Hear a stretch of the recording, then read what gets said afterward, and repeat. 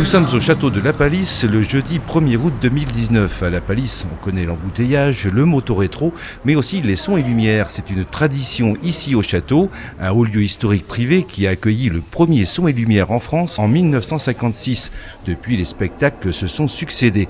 C'est la communauté de communes du Pays de La Palisse, par son office de tourisme, qui organise depuis plusieurs années maintenant ces spectacles au château. L'association Les Compagnons du Temps, qui fête sa 3e année d'existence, intervient depuis en soutien actif grâce à l'implication de plus d'une centaine de bénévoles. Cet homme en bleu, c'est Alain Leroy, président de cette association.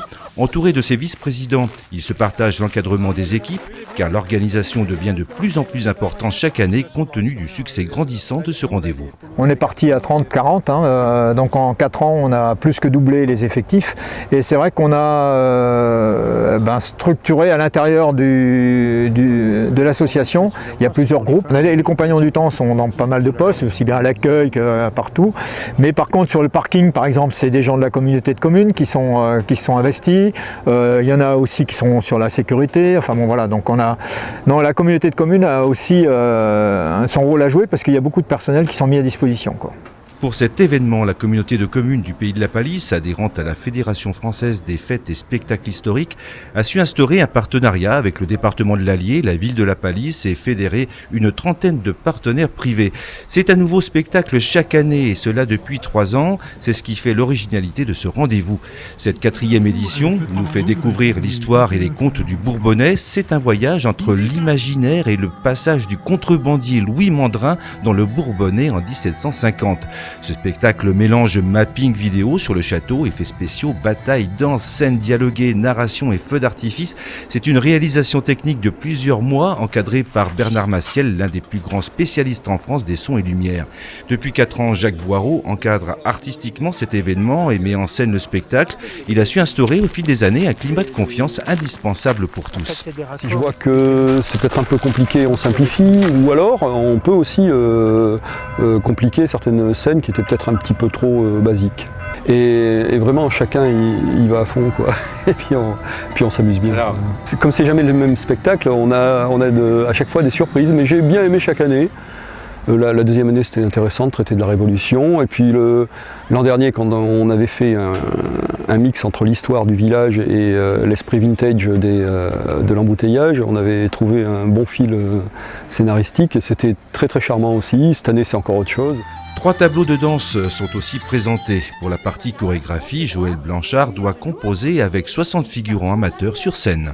Reste droite, j'ai déjà trouvé un équilibre, de faire des choses pas trop simples et pas trop compliquées, donc trouver un juste milieu pour intéresser tout le monde, trouver aussi des musiques aussi assez sympas. Les Compagnons du Temps, c'est donc plus de 100 bénévoles qu'il faut nourrir, mais aussi un point de restauration pour les spectateurs.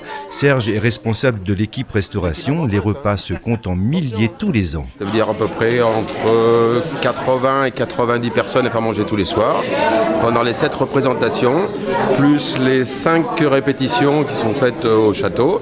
Donc en gros, on va dire grosso modo, ça fait à peu près 1000 repas sur les 2 semaines du spectacle. Je m'occupe aussi de la petite restauration qui se trouve à l'entrée pour le public. Mais bon, là où j'ai délégué quand même pas mal pour qu'on puisse assurer un service qui soit sympathique. L'équipe de couturières est la première à travailler sur les spectacles. Dès la connaissance du scénario, elle fabrique les costumes réalisés uniquement avec des tissus de récupération, des rideaux, des doubles rideaux, des draps.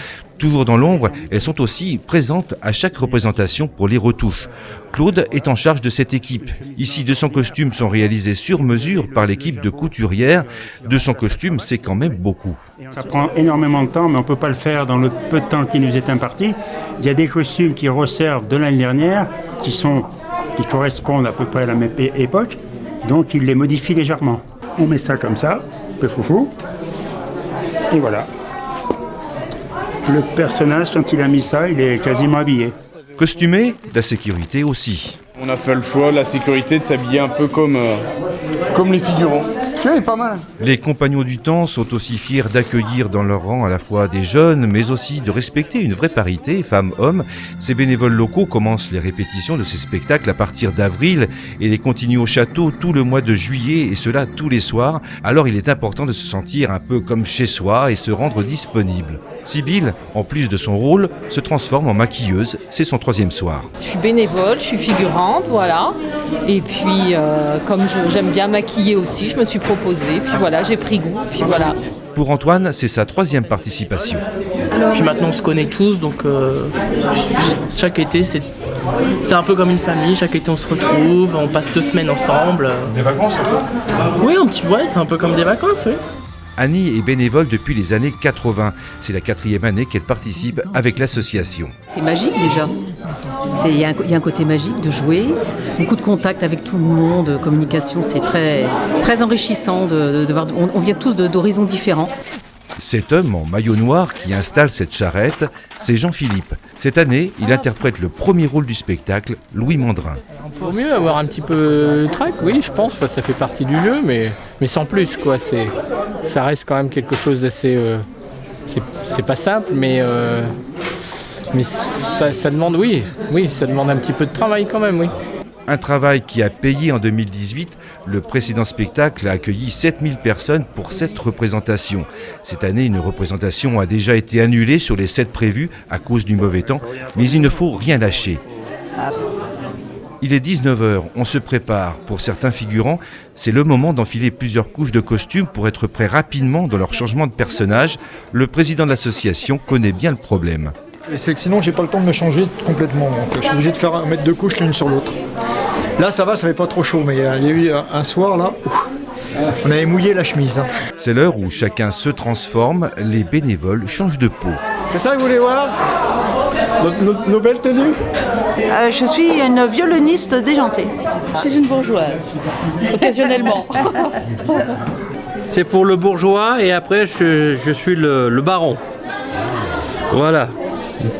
Maintenant, il faut se concentrer et attendre le metteur en scène pour quelques calages indispensables. Ça fait 3 jours qu'on a perdu le bain, on va faire une petite répète avant, et après bon ça va le faire, on est tous motivés donc ça va le faire.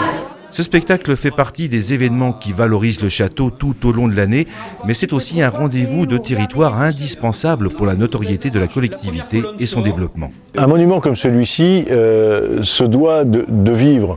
C'est pas un monument qui est sous cloche et qui doit être, comme un musée, c'est quelque chose qui vit, qui se doit d'organiser des manifestations, parce que l'objectif, c'est de mettre en avant le territoire du pays de la Palisse, l'animer suffisamment pour communiquer sur ce territoire, pour faire venir des nouveaux habitants, notamment au travers des entreprises qui se développent énormément à la Palisse, des nouvelles entreprises aussi qui s'installent.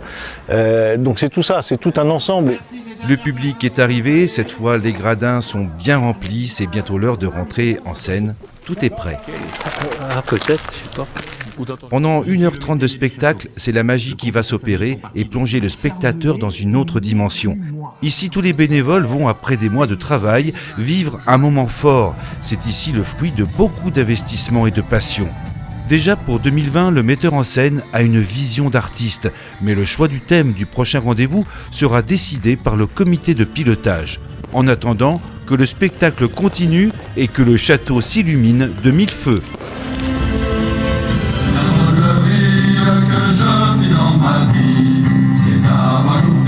La bourse d'art, vous m'entendez? C'est car vous payez la bourse d'art.